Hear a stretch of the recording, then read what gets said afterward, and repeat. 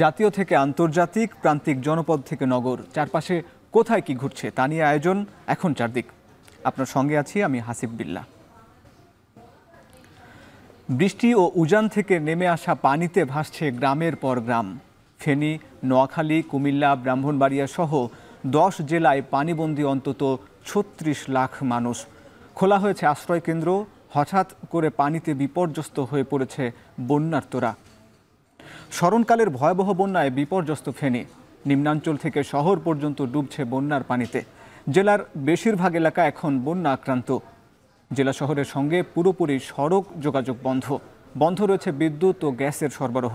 এদিকে ভয়াবহ অবস্থায় তৈরি হয়েছে কুমিল্লার নাঙ্গলকোট, মনোহরগঞ্জ ও 14 গ্রাম উপজেলার অধিকাংশ গ্রামে। কোথাও কোথাও ঘরের চাল ছুঁয়েছে বন্যার পানিবন্দী অন্তত 10 লাখ মানুষ। বন্যা পরিস্থিতির অবনতি হয়েছে নোয়াখালীতেও। জেলার 9টি উপজেলার সবগুলোতেই ডুবে আছে পানির নিচে। পানিবন্দী রয়েছে প্রায় 20 লাখ মানুষ। ব্রাহ্মণবাড়িয়ার আখাউড়া উপজেলার কর্নেল বাজার এলাকায় বাঁধ ভেঙে প্রবল বেগে পানি ঢুকছে লোকালয়ে। তলিয়ে গেছে আখাউড়ার 34টি গ্রাম। পানিবন্দী 2 লাখ মানুষ। বৃষ্টিপাত অব্যাহত থাকায় দুর্ভোগ দীর্ঘ হচ্ছে রাঙামাটির 10,000 মানুষের।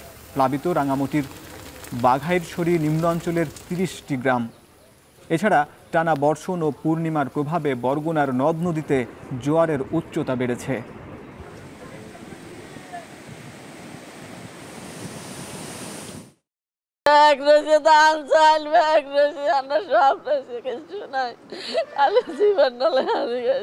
অনেক পানি জমা রয়েছে, তার জন্য দুর্ভোগীতে পড়ে যাচ্ছে। আজকে কালকে থেকে এখান থেকে যাইতে পারতেছি না। ব্রিজ ভেঙে গেছে, ব্রিজে পানি নিয়ে গেছে, পানিতে ব্রিজে সব তলায় নিচে। যার যার পারতেছে, মানে কোন স্কুল যার বাড়ি ঘর আছে ওদিকে যায় আশ্রয় নিতে চাই মানুষের।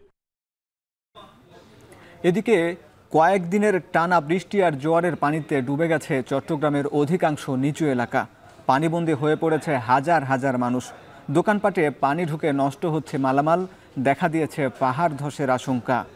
শহরের বাইরে সীতাকুণ্ড, মিরসরাই ও ফটিকছড়ি উপজেলার লক্ষাধিক মানুষ ক্ষতিগ্রস্ত হয়েছে। বিপদসীমার উপর দিয়ে বইছে হালদা নদীর পানি। এতে আতঙ্ক বাড়ছে নদী পাড়ের মানুষের।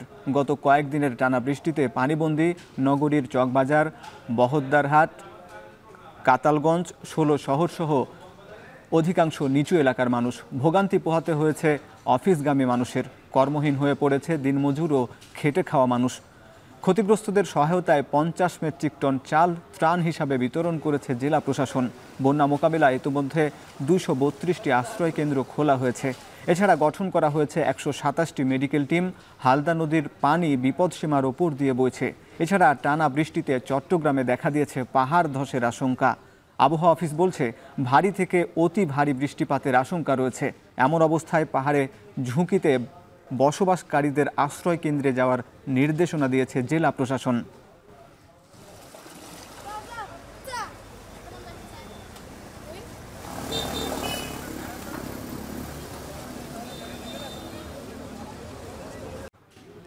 সতর্কবার্তা না দিয়ে ভারতের বাঁধ খুলে দেয়াকে অমানবিক বলে মন্তব্য করেছেন অন্তর্বর্তী সরকার উপদেষ্টা নাহিদ ইসলাম। দুপুরে প্রধান উপদেষ্টার কার্যালয় যমুনাতে উপদেষ্টা পরিষদের বৈঠক শেষে গণমাধ্যমে এমনটা বলেন তিনি। বৃহস্পতিবার দুপুরে প্রধান উপদেষ্টার কার্যালয়ে যমুনাতে উপদেষ্টা পরিষদের বৈঠক অনুষ্ঠিত হয়। সেখানে উঠে আসে দেশের সামগ্রিক বন্যা পরিস্থিতির প্রসঙ্গ। বৈঠক শেষে প্রধান উপদেষ্টার প্রেস সেক্রেটারি সাংবাদিকদের জানান, অতিরিক্ত পানির চাপে এমন দুর্যোগ হয়েছে বলে তাদের জানিয়েছেন ভারতের হাই কমিশনার প্রণয় ভার্মা। ভারতে প্রায় 53,000 মানুষের বাস্তুচ্যুত হওয়ার কথা জানিয়ে ভার্মা জানিয়েছেন, ভবিষ্যৎ অপ্রত্যাশিত বন্যা ইস্যু নিয়ে দুই দেশ একসাথে কাজ করবে। বৈঠকে সারা দেশে নানা ইস্যুতে আন্দোলনকারীদের নিয়ে আলোচনা হয়েছে বলে জানান উপদেষ্টারা। সেক্ষেত্রে স্বরাষ্ট্র দপ্তরের আওতায় একটি কমিটি করা হবে সমস্যা সমাধানে বলেও জানান তারা। অন্যদিকে আগামীতে যেন জনগণের টাকায় নির্মিত স্থাপনায় নাম নিয়ে কোনো গোলযোগ না হয়, সেই ক্ষেত্রে নীতিমালা তৈরির ব্যাপারেও সিদ্ধান্ত এসেছে।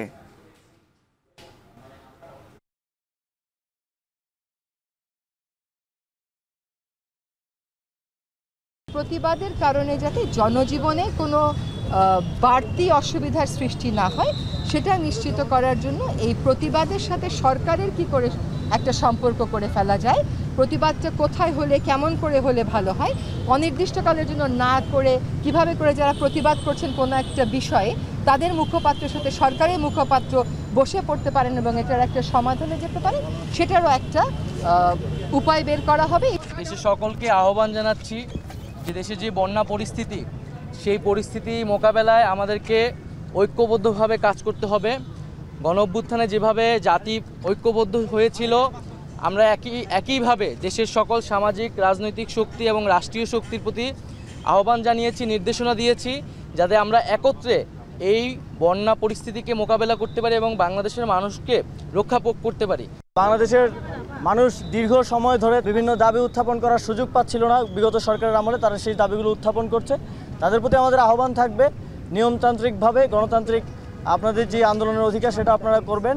তবে এই দুর্যোগপূর্ণ এবং সংকটকালীন মুহূর্তে সব পক্ষের প্রতি আহ্বান থাকবে এই ধৈর্য ধরে আমাদের অপেক্ষা করার, এবং আমরা সবারই দাবি শুনব।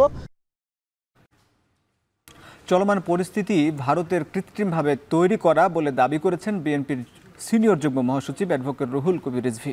বৃহস্পতিবার বিকেলে বিএনপির কেন্দ্রীয় কার্যালয়ে এক সংবাদ সম্মেলনে তিনি কথা বলেন। অভিন্ন নদীর পানি প্রবাহে প্রতিবেশী দেশ নিজেদের সুবিধা অনুযায়ী পানি নিয়ন্ত্রণ করতে গিয়ে পার্শ্ববর্তী দেশের স্বার্থকে বিপন্ন করছে। তারা এই ডুম্বুর বাঁধ খুলে না দিলে এই আকস্মিকভাবে হঠাৎ করে কয়েক ঘন্টার মধ্যে হু হু করে পানির ঢলে একেবারে বাংলাদেশের পূর্বাঞ্চল তলিয়ে যাবে, এটাই তো স্বাভাবিক। পানি বন্টনে ভারত স্বেচ্ছাচারিতা করেছে বলে দাবি করে এর বিরুদ্ধে জরুরি পদক্ষেপ নেওয়ার দাবি জানিয়েছেন ঢাকা বিশ্ববিদ্যালয়ের শিক্ষার্থীরা। তারা বলেন, অববাহিকা ভিত্তিক নদী চুক্তি, বাংলাদেশের অভ্যন্তরে বিকল্প বাঁধ নির্মাণ ও নাব্যতা ফিরিয়ে আনার উদ্যোগ নিতে হবে। সমাবেশে বিশ্ববিদ্যালয়ের শিক্ষকরাও অংশ নেন। ঢাকা বিশ্ববিদ্যালয়ের রাজু ভাস্কর্যের সামনে বাংলাদেশকে দুর্যোগের মুখে ঠেলে দেওয়ার প্রতিবাদে শিক্ষার্থীরা সমাবেশ করেন। সমাবেশে বক্তারা বলেন, কারো সাথে বৈরিতা নয়, সবার সাথে বন্ধুত্ব, এমন পররাষ্ট্রনীতি পরিহার করে আধিপত্যহীন একটি পররাষ্ট্র নীতি গ্রহণ করতে হবে। সমাবেশে বক্তারা বলেন, আন্তর্জাতিক নদী আইন অমান্য করে বাংলাদেশের সঙ্গে থাকা 54টি নদীর 30টি নদীতে বাঁধ দিয়েছে ভারত। এ বিষয়গুলো আন্তর্জাতিক আদালতে তুলে ধরার দাবি জানানো হয়।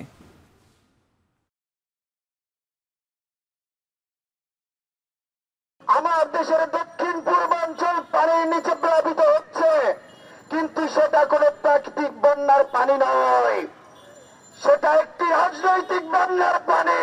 যখন ভারতের কথা মনে হয় তখন তাদের ঐতিহাসিক স্থাপনার সাথে সাথে আমাদের আবরারের কথা মনে হয়, আমাদের মনে হয় সেই ফেলানির কথা। আমাদের দেশের পররাষ্ট্র নীতিকে একটি শক্তিশালী পররাষ্ট্র নীতি হিসাবে পৃথিবীর একটি মানচিত্রে একটি জায়গা করে নিবে।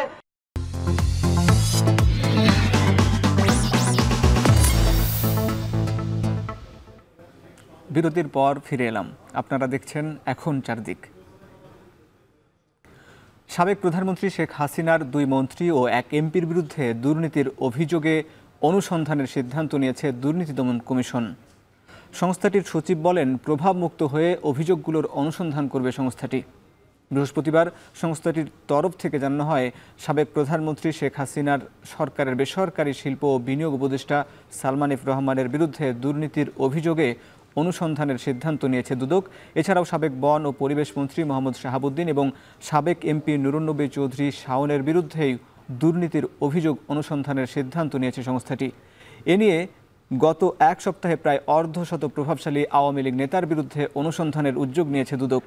সংস্থাটির সচিব বলেন, যাদের বিরুদ্ধে তদন্ত শুরু হয়েছে কারো দ্বারাই প্রভাবিত হবে না দুদক, স্বাধীনভাবেই কাজ করে যাচ্ছে বলে জানান তিনি।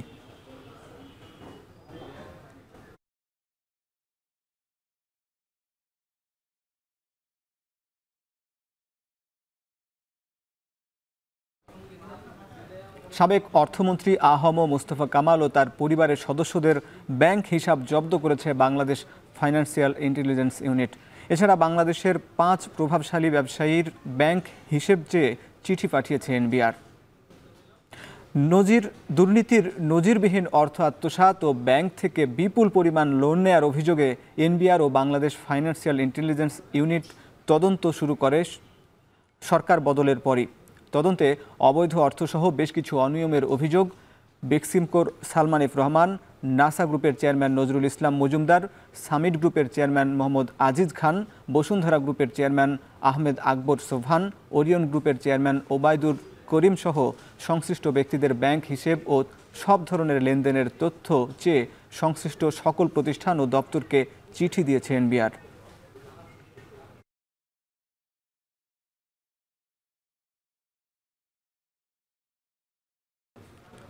একাত্তর টেলিভিশন থেকে চাকরিচ্যুত প্রধান বার্তা সম্পাদক শাকিল আহমেদ ও প্রধান প্রতিবেদক ফারজানা রূপার 4 দিনের রিমান্ড মঞ্জুর করেছেন আদালত।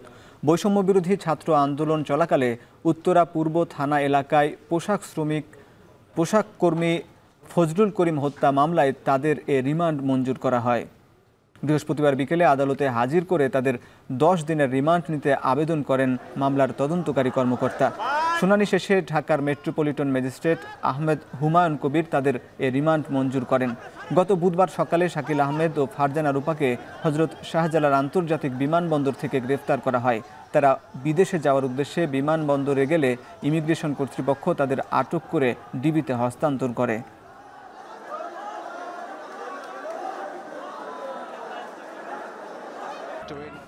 শেষ করছি এখন চারদিক। এখন টেলিভিশন ওয়েবসাইটে দেখতে ভিজিট করুন www.ekhon.tv এবং এখন টেলিভিশন ফেসবুকে দেখতে ভিজিট করুন facebook.com/tv.ekhon এবং এখন টেলিভিশন ইউটিউবে দেখতে ভিজিট করুন youtube.com/c/ekhon tv।